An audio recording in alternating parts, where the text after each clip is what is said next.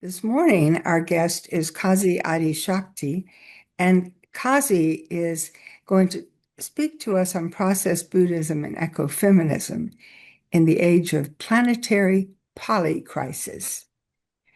Kazi is an intriguing person, and I've heard about her for months and months, and I'm so glad myself to have a chance to get to know her. Kazi is an integrative scholar who focuses on the intersections of process philosophy, Madhyamaka Buddhism, Marxism, and ecofeminism. She's particularly interested in the unique role that each of these might play in a holistic soteriology that synthesizes all of them. Um, in sum, she's drawing from these four sources to, to make new discoveries about the future and a holistic way of looking at the issues of the world and the possibilities. Kazi's unique gifts are in theorizing, integrating, and addressing issues of urgency in the world. In addition, she's an artist in interdisciplinary sculpture, which involves her in computer modeling and digital fabrication and a lot more. She brings this artistic touch to her work in philosophy and Buddhism as well. Jay McDonald wrote about her in Open Horizons. He says, I co-led a learning circle on process thought and Buddhism with her about, about a year ago, and quickly realized that I was in the presence of a remarkably astute, knowledgeable, kind, playful, and loving scholar of Buddhism. High, high praise indeed. Kazi's current research is sponsored by UC Irvine Process Studies and South Asian Fellowship, with a focus on the synthesis of Indo-Tibetan Buddhism and Western process philosophy. To learn more, you can check out her blogs at www.holo-poesis.com. And I'm sure Richard will put that in the chat as well. Welcome, Kazi. We're so pleased that you are here with us and we're in your hands. Hi, Mary, and hi, everybody. Thank you for that lovely introduction. Um, and I'm so honored to have this opportunity to talk about my work and share with you all my overarching project. And if we want to get into it, I can talk a little bit about my research at the UCI Fellowship. And I have a presentation for you all today, and I guess I can go ahead and get started.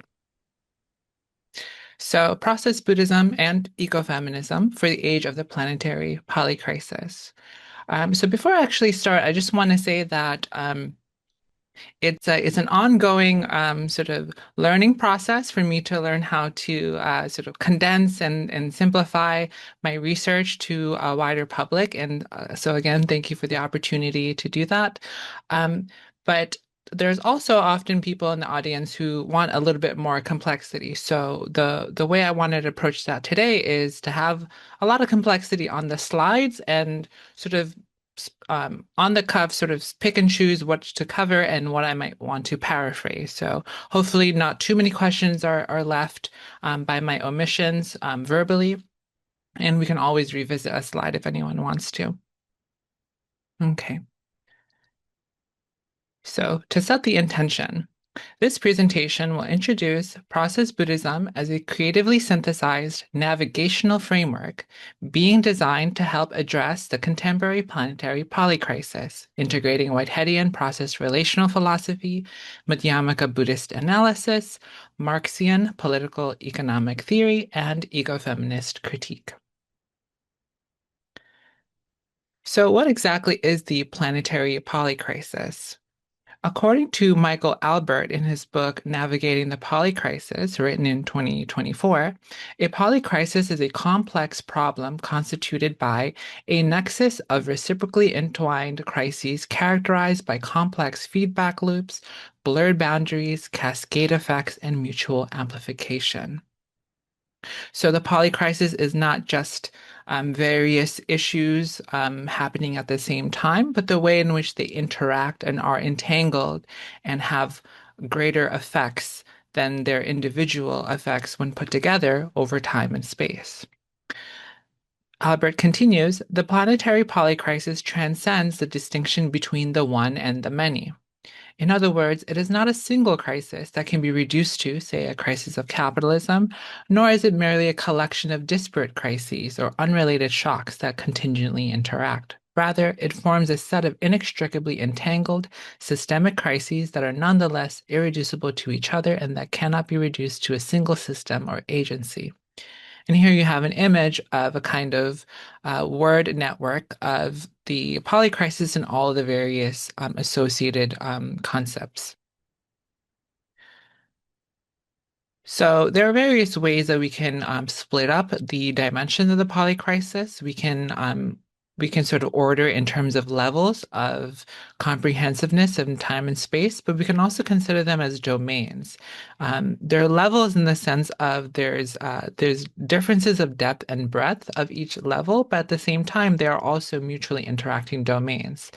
So this is a complexity that this crisis requires of to think in terms of. So just to go down on the list, we can think of in terms of the Earth system crisis or global warming, climate change, economic crisis, especially when it's global, the energy crisis, food system crisis, political crisis, information, cultural, interpersonal, psychological, existential. And so the idea is that the poly crisis contains all of them as well as their interactions and compounding effects over time and space. What are the features of the polycrisis?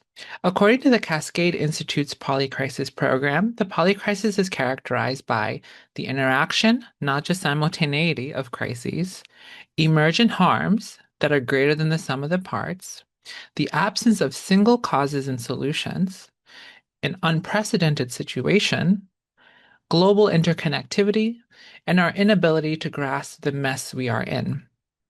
You might be familiar with Timothy Morton's notion of a hyperobject, the objects which are so great in scales of time and space that it escapes our ability to adequately comprehend them and make sense of them. And the polycrisis can be understood as a kind of hyperobject.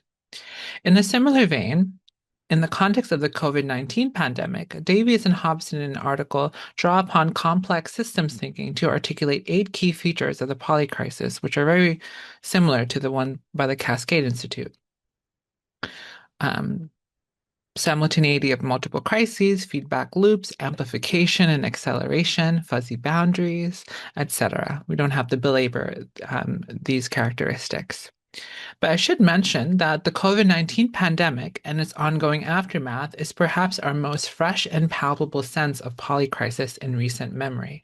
So the concept is becoming more and more adopted, and addressing it is more and more pressing, and more people are becoming aware of this through their lived experience, through all of these crises that we are living through. There are issues with the term polycrisis. So polycrisis as a term has become fashionable in a lot of high-level institutions, such as the World Economic Forum and various research institutions and think tanks that are concerned with global policy, governance, and financial risk assessment. With these legacy institutions, the overall sense is often that of crisis management by people in and for the global north, that rather than ameliorating the root causes on an international and planetary scale. So while the concept of the polycrisis thankfully is becoming more and more adopted by these high-level institutions, it often seems more for risk management than actually trying to get to the root of the issues, which many of these legacy institutions are actually inextricably entangled with.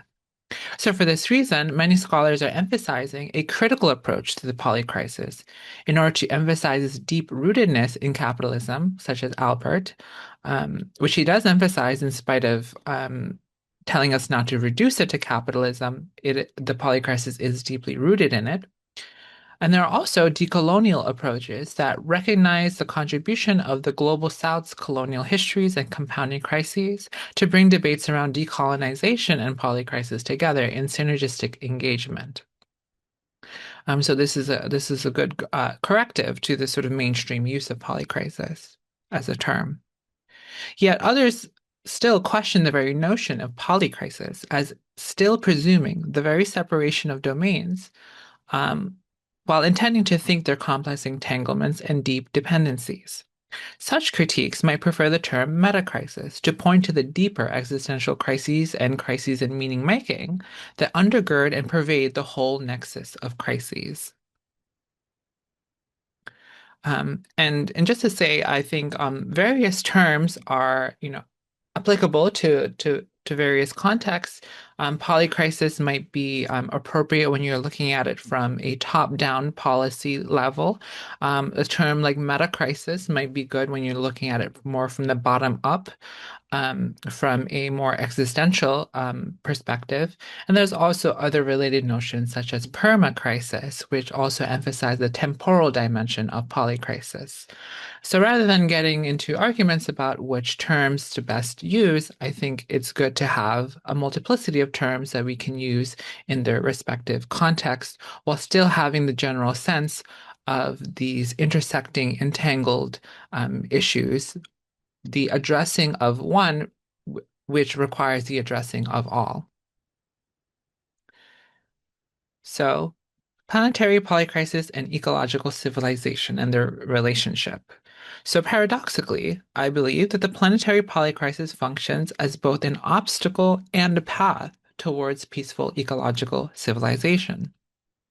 Due to the existential threat that uncontrollable, nonlinear effects of compounding and interpenetrating crises pose on both human and non-human existence on planet Earth, the polycrisis is a systemic barrier to ecological civilization. It could very much spell doom for us if we do not know how to properly handle this.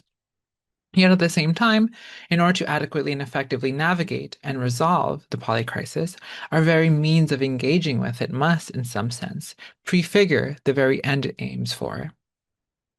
And so a provocative proposition is that ecological civilization is born out of the struggle with the polycrisis, not in spite of it. So what is definitely still in a sort of catastrophic situation that we're in, this catastrophic situation also provides us an opportunity, an unprecedented opportunity to really shift the direction of planetary evolution. So to return to Michael Albert's Navigating the Polycrisis, he talks about the need for a tool that can adequately navigate the polycrisis, what he calls navigational praxis, which is a praxis combining thought and action, mapping and exercising agency within complex sociological systems, a praxis that must constantly update itself as events in the world unfold and new information comes to light. Navigation requires modifying and adapting not just our map strategies and tactics, but also the specific goals of counter-hegemonic praxis as opportunities for transformative agency arise, subside, and re-emerge. Counter-hegemonic movements must navigate a constantly evolving planetary political possibility space, seeking either to dislodge hegemonic configurations and navigate towards concrete utopian potentials, or to mitigate harm and prevent the worst-case scenarios from materializing if it seems we are caught in the whirlpool of a dystopian pathway. Navigation is not all or nothing, not revolution or bust, but a praxis of continuously struggling to realize the best possible future that is within our power. So, in a sense, our framework for navigational praxis, interestingly enough, must also be just as complex, open-ended, undecided, and adaptable and flexible as the polycrisis itself. So there's no room for dogmatic and static thinking in this endeavor to deal with the polycrisis adequately. So to bring some of the conclusion of this presentation to the very beginning, and then we'll work our way backwards, Process Buddhism is being designed as a navigational framework responding to the urgency of the contemporary planetary polycrisis. But what is Process Buddhism? So we can distinguish between two kinds of process Buddhism. One is the informal, non-systematic process Buddhist sensibility. So if you are either a Buddhist or a member of another religion, yet deeply informed by process relational ways of thinking and Buddhist meditation, then naturally your life is infused with these sensibilities, and you live out a sense of process Buddhist sensibility. But on the other hand, there's also formalized systematic process Buddhist frameworks. So an actual system of articulated concepts and notions and procedures that actually bring together elements of process philosophy and Buddhist philosophy in a integrated system. Both can be validated. Both forms of process Buddhism can be designated as forms of process Buddhism, and crucially are also interdependent, because a process Buddhist framework necessarily inculcates a process Buddhist sensibility, and a process Buddhist sensibility is necessary in order to adequately construct a process Buddhist framework. So I wanted to keep this distinction. I wanted to mention this distinction in the outset, to show this interdependence between life practice and theory of process Buddhism, but also just to say that the articulation of process Buddhism that I will be presenting today is not the end-all be-all of process Buddhism, because there are many informal, non-systematic approaches to process Buddhism that cannot be necessarily represented by my articulation. And as well, there can be multiple formalized systems as well. So, inaugurating process Buddhism. So, in the late 90s and early 2000s, there was a scholar by the name of Peter Paul Kakol who attempted, for the first time, a genuine synthesis of Buddhism and process. So, according to Peter Paul Kakol in his book Emptiness in Becoming, process Buddhism is a liberating praxis which combines meditation and philosophy in a psychophysical direct experience of reality. This makes possible both a deconstruction of worldviews that reify abstractions and a reconstruction of a world narrative that stresses the openness of dependent becoming. This was the focus of Peter Paul Kakol's dissertation, and unfortunately, quite soon after defending his dissertation and graduating, within a matter of 6 months, he got cancer and died. And it wasn't until about 10 years, or let's say 7 years later, that his advisor and his family came together to publish his dissertation as a book posthumously in 2009. So for my work in process Buddhism is very much dependent on this new lineage, we can say, of process Buddhism, articulated and inaugurated by Peter Paul Kakol. But we can already see a slight difference in within this quote of Kakol's understanding of process Buddhism as a liberating praxis and Albert's concept of navigational praxis. Because here, there's still an emphasis on the worldviews of process and Buddhism and how to properly understand the relationship between the two. So a little bit about the actual book.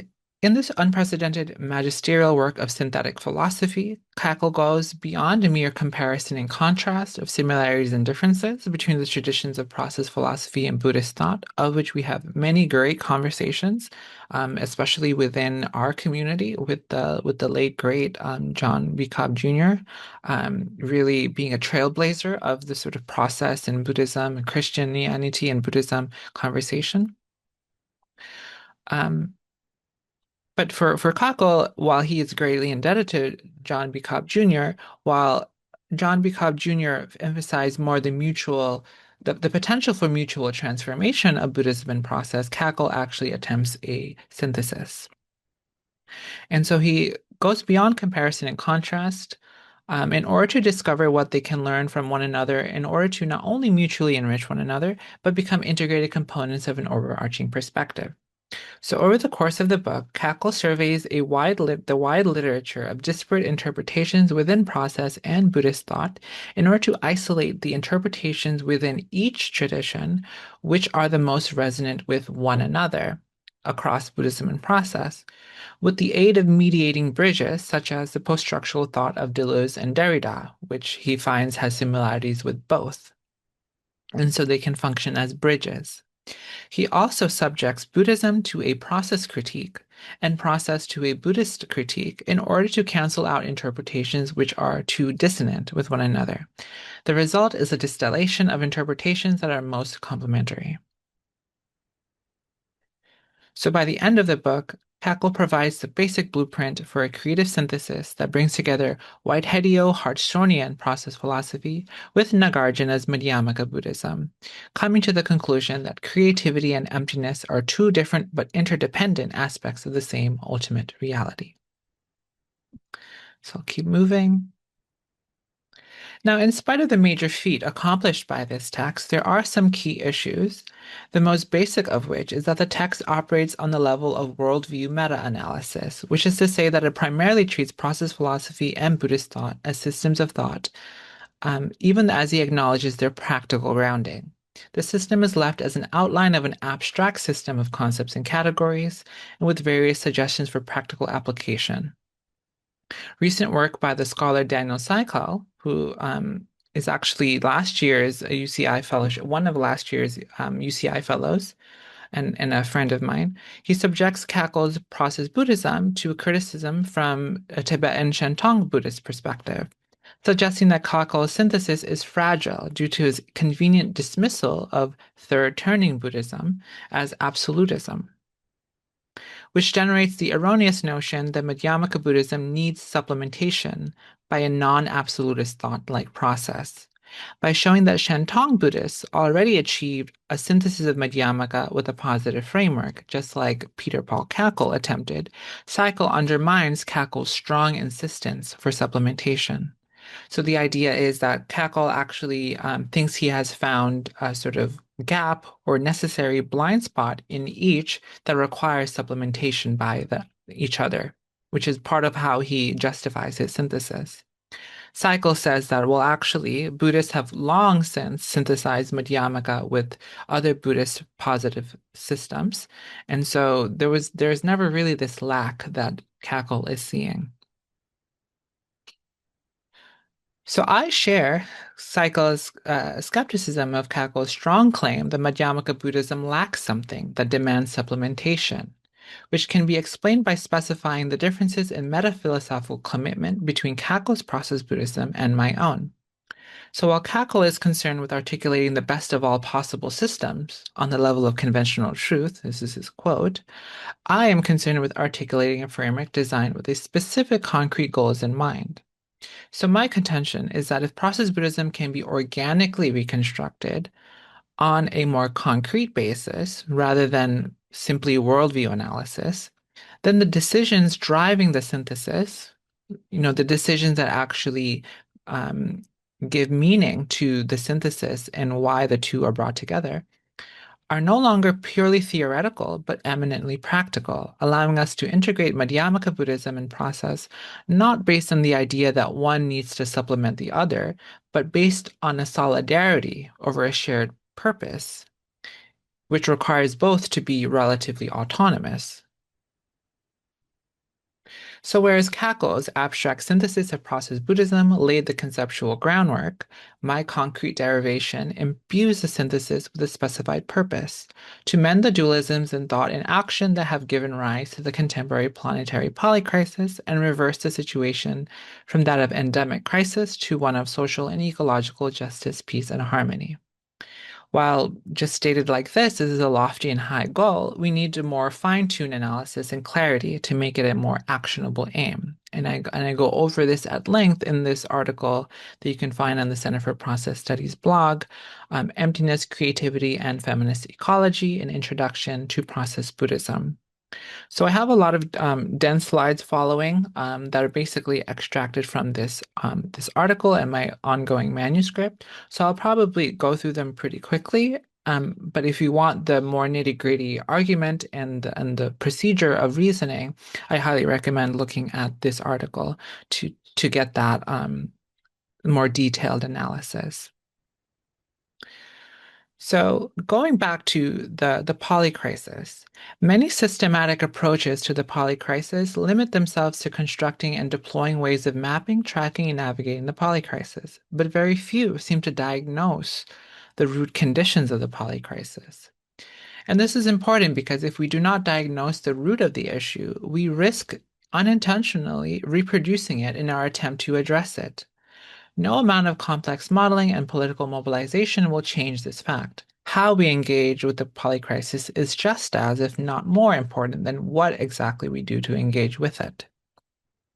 Because the how can be general and the what is specific, and they need to be in harmony. I believe that a major contending diagnosis of precisely this nature comes from the ecofeminist movement and is given an elaboration by Val Plumwood in her book, Feminism and the Mastery of Nature. And the diagnosis is that we suffer from the dis-ease of dualism, which structures relations of hyper-separation between contrasting poles of experience. And I'll unpack what that means in a bit. This dis-ease of dualism is a fractal network of multiple nested contrasts, including but not exhausted by the contrasts of self and other, subject and object, masculine and feminine, mind and body, humanity and nature. So much of our society is predicated on the duality between these elements. And what's important to recognize is that it's not that we cannot articulate these contrasts of self and other, subject and object. But the problem is the way that they are understood as mutually exclusive that becomes part of the problem.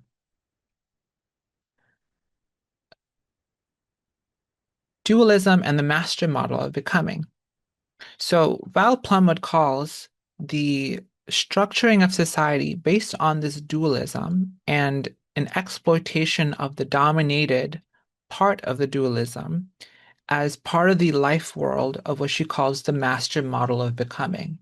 And this is a way, an existential orientation or disposition to reality, one in which everyone who is on the side of the subject side feels entitled to the resources and the labor and ultimately the being of the dominated. And she causes hyperseparation of the two poles. And hyperseparation has two moments or aspects which seem contradictory, but that is the nature of the master model. It is a contradictory nature. So these two moments are what she terms radical exclusion and incorporation. So you can consider it as a two-step process, but it's also interdependent within the master model. So the first step is radical exclusion, which separates reality into mutually exclusive binary oppositions. So subject and object, self and other, mind and body, etc. Incorporation gradually subsumes the dominated pole into the dominant pole, thus erasing it. So the subject incorporates the object within itself, the self incorporates the other within itself, the mind incorporates the body within itself in a process that actually neglects the actual intrinsic value of the other. So, from this perspective, the master model of becoming forms the logical, historical, and existential root condition of the polycrisis. The common basis of all forms of these dualisms is that they do not simply signify an abstract conceptual opposition, meaning these are not just a problem with binary thinking, but that is part of it. But more importantly, they feature as the constitutive elements of a relational structure of power. At our present point of history, this structure of power privileges a, quote, white, largely male elite over those who occupy the feminine sphere, the natural sphere, and the sphere associated with subsistence, including racialized and colonized others who are dispossessed of their power. Each side of this duality of power is identified with one aspect of any given dualistic contrast. And so these are the root, so this sort of power structure that splits reality into these two dimensions, and then over time takes the subordinated pole, which is always associated with the object, the other, the body, emotion, the feminine, labor, and nature, and subordinates it to the self-interested aim of those on the side of the subject, the self, mind, reason, the masculinity, capital, and humanity. And this is not to say that these two sides adequately belong to those domains, but the very duality itself is constructed by this master model of becoming. So I won't go in too much into this, but I highly recommend, if you're interested in this, to look at Val Plumwood's Feminism and the Mastery of Nature, because she actually lists out 4 historical phases of the development of the master model since ancient times down to the modern era. And you will find a lot of familiar critiques that we find in process philosophy, in the process community, of scientific materialism and the mechanization of nature. But she goes even more beyond that to go even deeper into the ancient roots of the master model, as well as seeing how in the contemporary sphere it is instantiated by what she calls the global rational economy. And that is the phase we are in today, phase 4, that of assimilative incorporation. And the last thing I should mention is that over these phases of the historical development of the master model, although radical exclusion and incorporation are always coming in tandem with the master model, we can also consider it as sort of unfolding over time, where in the beginning there was radical exclusion and the construction of the other, and then over time in history, a gradual incorporation of the other through colonialism, genocide, expulsion, etc. Until we are coming to the point, we are very much enmeshed in phase 4, where the process of incorporation is almost complete. The phase we are in today, involving the globalized instrumentalization of nature and the other, technocratic mass surveillance and authoritarian control, the real subsumption of everyday life into cybernetic capitalism. Here, the other is now forced to submit to complete assimilation to the empire or face expulsion. And today we're seeing many signs of the way in which masses of populations who cannot be included into the formal economy are expelled from participation in the economy. And you can see that the expulsion of many so-called undesirable others by far-right movements around the world is another sign of this process of the other being expelled through incorporation. So what are the stakes? The master model of becoming, the basic existential orientation by which a dominating self renders the dominated other as a means to its own satisfaction at the expense of that other, is at the root of the polycrisis and what undergirds the imperial mode of living, which shares with it the same logic with regard to the dominating global north and the dominated global south. So you can even see that the distinction between the imperial north and the laboring exploited south as fractally reflecting this dualistic logic. And so once you have this sense of the master model, you kind of see it everywhere. The polycrisis is inseparable from the final 4th phase of the historical development of the master model. It marks the moment where the only resolution to planetary systemic instability and crisis is a kind of collective enlightenment or extinction. Because the irony of the master model is that because self and other are always interdependent, in the sense that you need me as much as I need you for to live my own life, we are all interdependent that way, then the process by which the master tendentially tries to subsume and eliminate the other necessarily entails the master eliminating himself, itself. And this is why it's a contradictory logic. And this is why sort of anthropocentric, colonial, hierarchical society is fundamentally unstable because it tries to saw off the branch upon which it sits. So we are headed towards worldwide extinction or worldwide enlightenment if we can actually rectify the situation once and for all.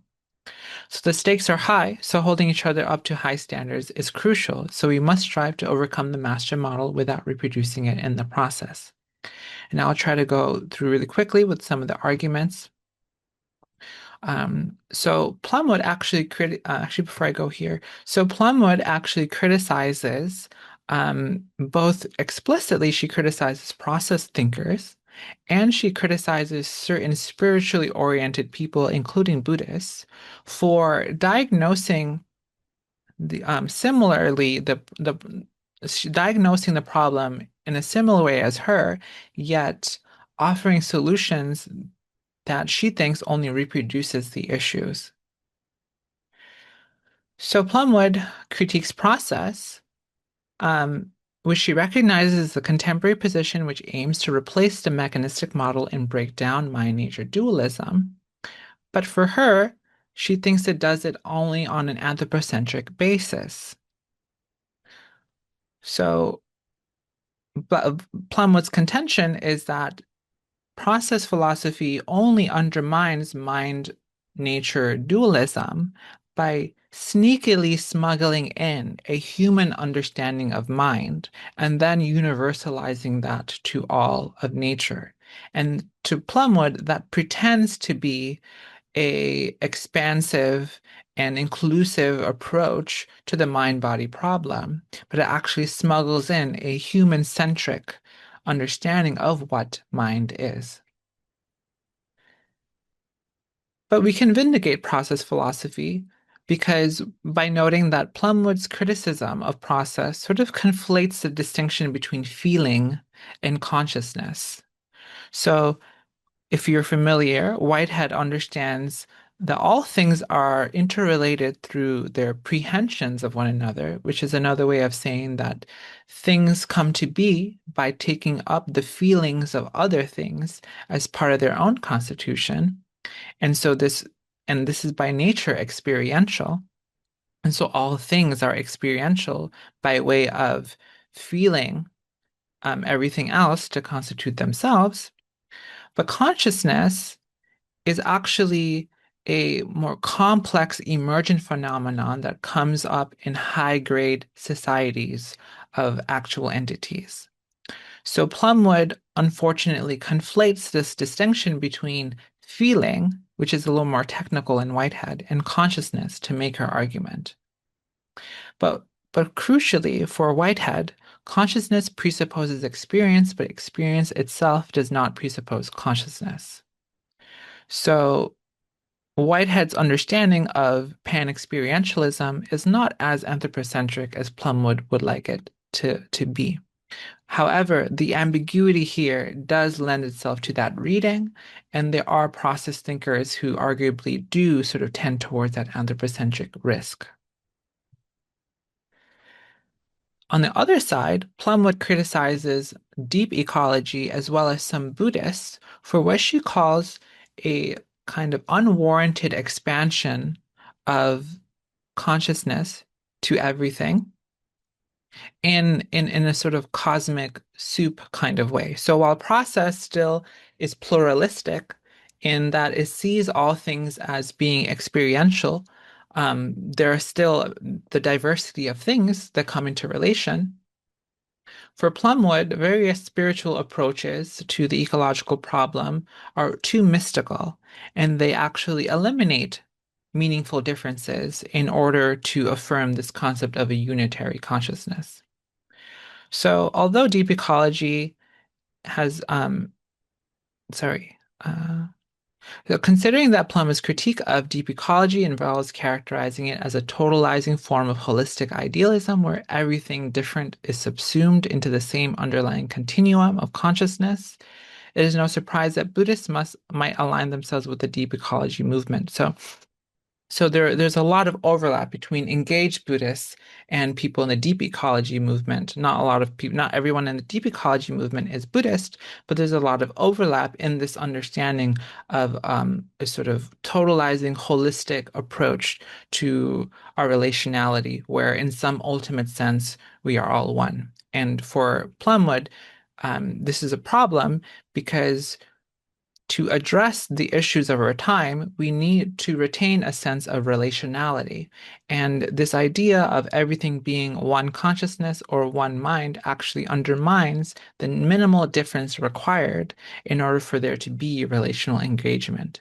Otherwise, we slip into solipsism at best and a kind of spiritual narcissism at most. Um, so this part it gets a little bit more technical, so I won't go over it too much. But I again suggest you read my article on the Center for Process Studies blog for more of the detail. But basically, the move is that I argue that while, yes, there are some forms of Buddhism that definitely approach the idealistic extreme that eliminates difference, there are other forms of Buddhism that don't. So while Yogacara Buddhism is a form of Buddhism that says that everything is mind only, Madhyamaka Buddhism has actually criticized Yogacara Buddhism by suggesting that, okay, Yogacara Buddhism adequately critiques materialism as being erroneous. But the issue with Yogacara, according to Madhyamikas, is that they don't adequately recognize the interdependence of mind and matter. So because of that, the Yogacaras believe that if matter doesn't exist, then all must be mind. But for the Madhyamaka, we can criticize the notion of materialism, but we also have to criticize the notion of idealism, because both are sort of abstract and absolutist extremes that have the same dispositional relationship to the world, which is that everything can be reduced down to something. The Madhyamaka Buddhist prefers not to reduce down everything to some foundational thing, whether matter or mind, and instead affirms the indefinite, boundless relationality between all things, that mind and matter can never be separated because they are interdependent. And because of that, we can actually save Buddhism and certain spiritual approaches from Val Plumwood's critique by distinguishing that there are versions which are idealist and fall under her critique, but there are also versions which are not. And the final point in this section is that while Peter Paul Kakol's Buddhism, Process Buddhism, sorry, will reject Yogacara Buddhism on purely theoretical grounds, and there are various issues with how he does that. For me, the decision of Yogacara versus Madhyamaka is not made on purely theoretical grounds, but actually on the practical ground that Val Plumwood spells out. So if we need an account of minimal difference between subject and object in order to say that there's a relationship, then Madhyamaka Buddhism is much more apt to describe that adequately than Yogacara Buddhism. So whereas Peter Paul Kakol will actually say Madhyamaka Buddhism is better than Yogacara Buddhism, we don't need to make that kind of value claim and instead make a more pragmatic claim on which one is more appropriate for this specified context. So hopefully this gives you a little bit of a sense on the meta-theoretical differences of approach between Peter Paul Kakol and my own approach to process Buddhism.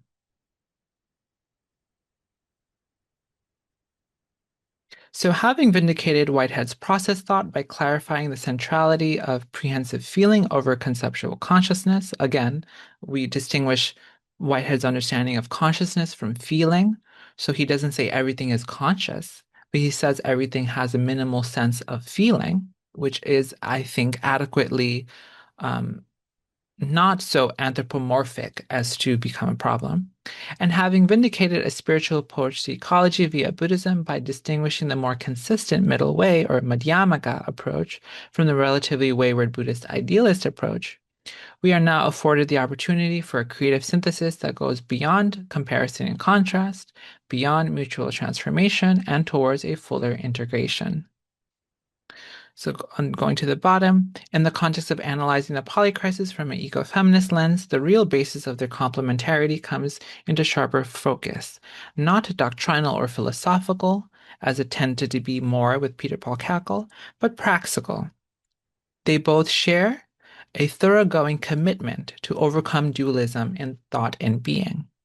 And so that's part of the major crux of my meta-theoretical difference, whereas Peter Paul Kakol thinks he has identified a lack within each system that requires supplementation by the others. For me, each system is relatively self-sufficient and autonomous, but come together out of commitment to a shared goal, which is overcoming dualism. And so that turns process Buddhism from initially an abstract meta-analysis of worldviews into something closer to a navigational framework to deal with the polycrisis. Um, And just a little quick part, another dimension of my project is to also, in order to adequately address the polycrisis on a large scale and technical level, we require the resources of political economy, because that is a big part of what makes our world go round. In her book, Marx and Whitehead, Process, Dialectics, and the Critique of Capitalism, the late Anne Fairchild Pomeroy systematically rearticulates Marx's critique of capitalism through Whitehead's process relational metaphysics, largely based on each of their rigorous commitments to a philosophy of internal relations where entities and processes cannot be understood apart from their relationship with other entities and processes.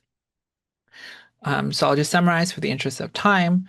In this amazing book, Anne Fairchild Pomeroy actually works through various quandaries and issues, persistent dilemmas in the Marxist tradition and Marxist interpretation, and shows how a process relational reading, rather than a Hegelian reading, actually makes Marx's approaches much more consistently critical, but also shows that rather than being materialistic in a simplistic sense, Marx's materialism is better understood as process relationalism, and that Marx's choice of the term um, matter was interchanged a lot with this notion of human sensuous life activity.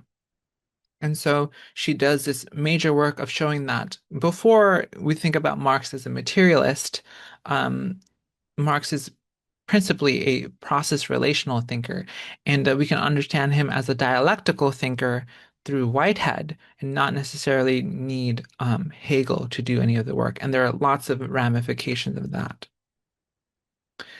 And so process Buddhism can be seamlessly integrated with Pomeroy's process Marxism, and this is supported by the understanding that the Madhyamaka understanding of dependent origination, where nothing exists by itself because it's dependent on everything else, is also a theory of internal relations. So the same tool that Pomeroy uses to bring together process and Marxism is what we can use to bring together process Marxism and process Buddhism into a more comprehensive theory. So now we can establish a homology or a structural similarity between different levels of analysis of becoming. So we have so this is borrowing some technical terms from each of these traditions, but you can see that there's actually a sort of tripart dynamic of an input, an action, and an output. And they all have deep resonances. And this way, we can articulate a system that has a basic pattern of understanding of how becoming operates and have different conceptual resources to be able to talk about that pattern on different levels without confusing them. And hopefully this has a robust way for us to engage with issues on many scales. And so finally, we can also understand this in a more condensed way, this sort of cybernetic feedback loop, characterizing both the master model and what I am tentatively calling as a contrast, the Gnosis model, or the Gnosis mode. So whereas a master mode is based on the process of extraction, so extraction from natural resources, exploitation of labor, and then the expulsion of undesirable others, the Gnosis mode is the exact opposite of this dynamic, yet it still follows the pattern, right, of input, action, output. So it still follows a pattern of concrescence, yet it is doing the exact opposite. So instead of extraction, it's a focus on regeneration. Instead of exploitation, it's a focus on reciprocity. And rather than expulsion, it is about restitution. So this is a way that we can understand how the master mode and the gnosis mode both follow the same pattern of concrescence, yet the mode of operation is diametrically opposed. And that allows us to understand that not only can one neutralize the other, but because the master mode is a vicious circuit, which is that over time, there's going to be nothing left to extract, nothing left to exploit, nothing left to expel, and therefore the master model will necessarily disintegrate on its own, and hopefully it doesn't do that and take us down with it. So there's a sort of inherent limit to the master model that way. But the gnosis mode can continue on indefinitely because it's based on regeneration, it's based on reciprocity, which expands capacity and power, and involves restitution, which includes more and more into the fold. So that was a sort of large scale overview of my project. And again, I point you to this article for a little bit of more fleshed out text on various reasonings and step by step. But I'm also working on a manuscript that hopefully will be my first book in a couple of years that will go into much more detail and all of these different elements. Um, and hopefully more as I go along in this research. And I will stop sharing and opening up to discussion. Thank you so much. Thank you so much, Kazi. That was fascinating. You, you did a wonderful job of welcoming us all into the conversation.